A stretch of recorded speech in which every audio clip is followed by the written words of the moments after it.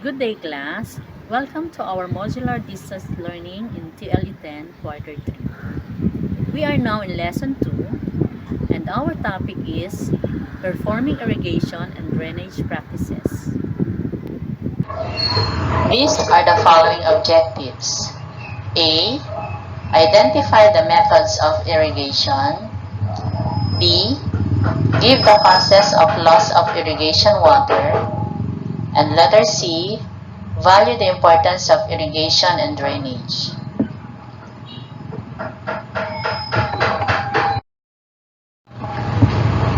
Okay, let me show you first these three pictures. We have picture A, picture B, and picture C.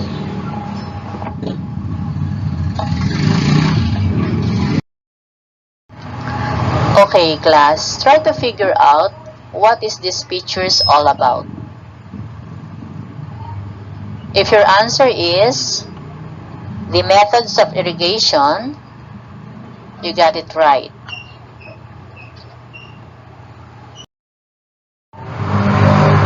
Now, let's move on to our topic, which is perform irrigation and drainage practices.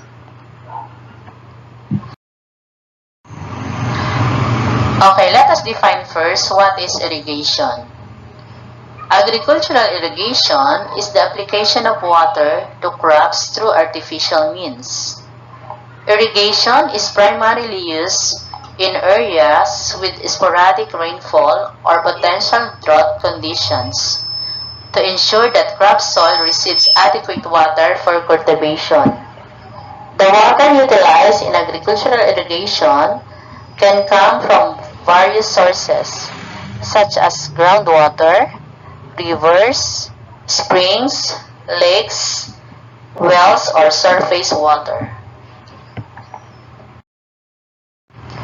Now, these are the methods of irrigation. Number 1, we have manual irrigation. It is one of the most basic types of agricultural irrigation. Farmers or laborers use watering cans to saturate the crops by hand. It tends to be used for small farms or in poverty-stricken areas. This illustrates the manual irrigation.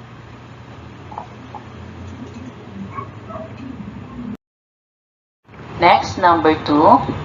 Before advances were made in irrigation technology, we have surface irrigation, tended to be the most implemented irrigation system for large-scale watering. In surface irrigation, small canals are dug across the entire length of the crop area and water is poured at the top of the canals.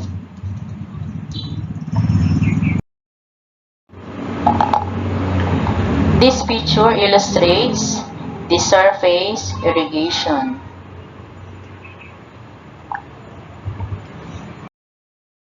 Next, number 3, we have sub-irrigation. It is a method often used for vegetable crops such as peppers or tomatoes. The method applies water to crops from below the soil surface.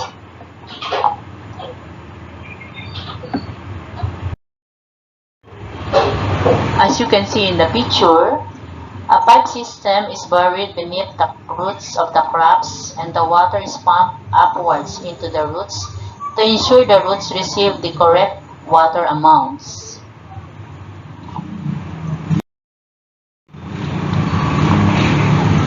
Next, number 4, we have center pivot irrigation. Uses an automated system of sprinklers that are attached to fixed towers in the center of the crop area. Center pivot is often used in flat, spacious crop areas. This picture shows an example of center pivot irrigation. Next, number 5, we have windmill irrigation. is done by a machine that harnesses wind energy for a purpose like grinding grain, pumping water, or generating electricity. This is an example of windmill irrigation.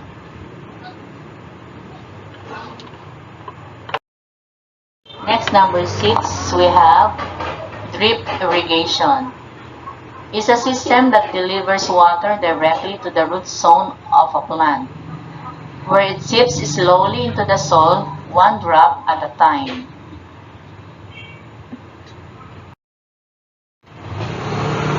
This picture shows the drip irrigation method.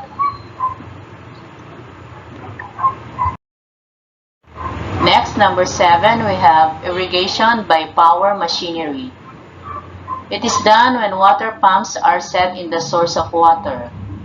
Water is then delivered to the field through a water hose. As you can see, this illustrates an irrigation by means of power machinery.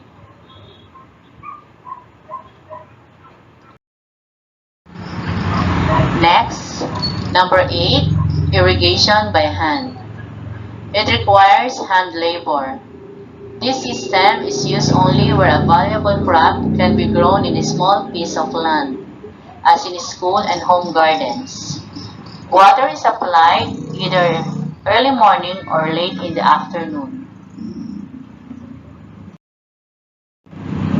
This picture shows an example of irrigation by means of hand.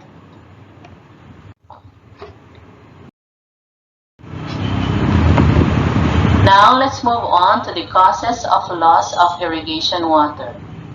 According to Kalakala, year 1977, the causes of loss of irrigation water are: number 1, over-irrigation.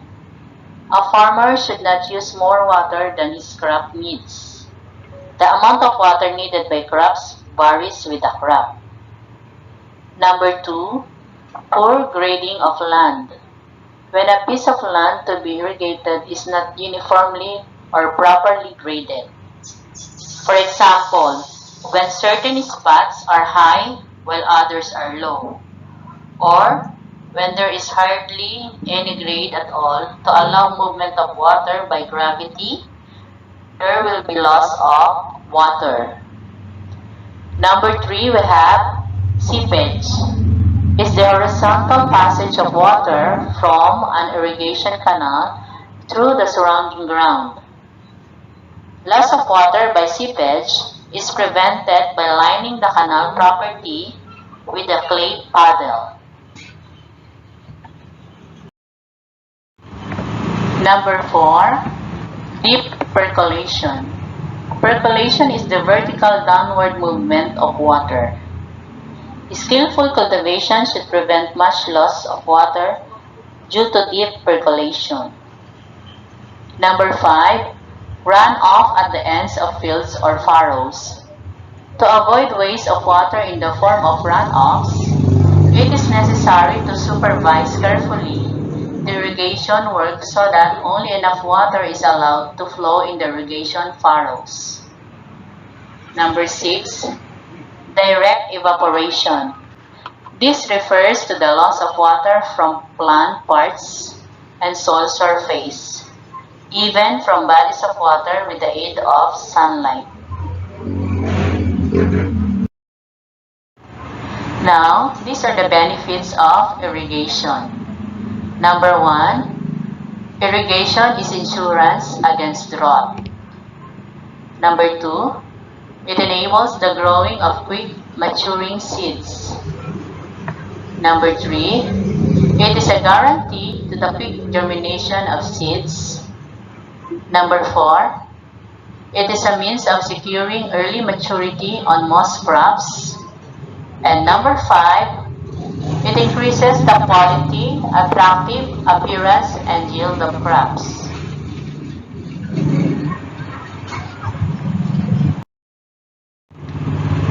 Now, let's move on to the drainage system. Drainage is defined as the process of removing excess water from the soil in order to increase its productivity. Drainage is important on lands for growing vegetable upland crops. The lack of drainage systems where it is required leads to gradual rise of the water table, waterlogging, salinity, or alkalinity problems.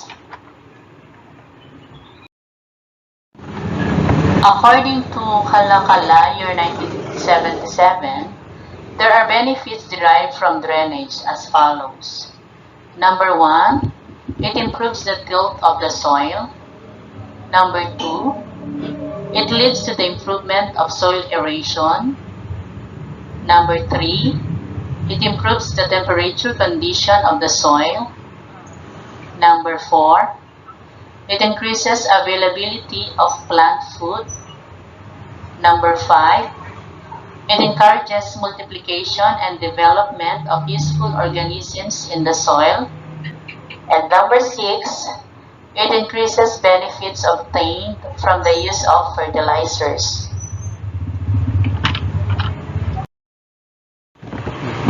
Now, let's proceed to the systems of drainage. Drainage systems may be divided into two categories. Number 1, we have surface drainage. It refers to the orderly removal of water, both within a field to the removal of excess water off-site. And number 2, we have subsurface drainage. Is the removal of excess drainable porosity water in the subsoil, with the aim of lowering or controlling the water table depth below the crop root zone. As you can see in the picture, this shows the surface drainage and the subsurface drainage. Okay, so going back, we discussed the 8 methods of irrigation, the causes of loss of irrigation water, the drainage systems, the benefits of irrigation, and the benefits of drainage. Now, for the points to ponder, you have to keep in mind that drainage refers to the removal of excess water from the ground surface as well as from the subsurface soil to facilitate the proper growth of plants and to avoid the hazards due to waterlogging. While irrigation refers to the application of controlled amounts of water to plants at needed intervals.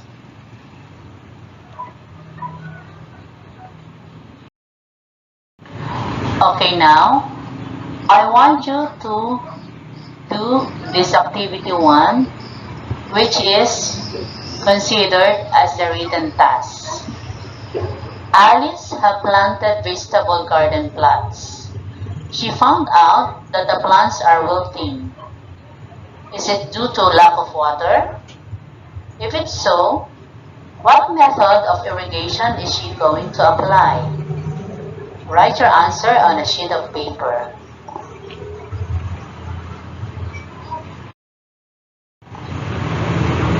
And for your activity 2 as a performance task, use 1/4 size of cartolina or Oslo paper. I want you to draw and illustrate the process of irrigation. Choose one method only.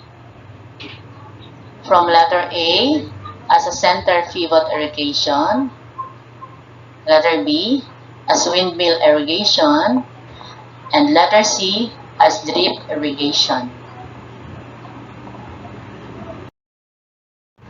Okay, now for your reflection, write at least 2 to 3 sentences in your notebook after taking this lesson. I learned that blank, and I realized that blank.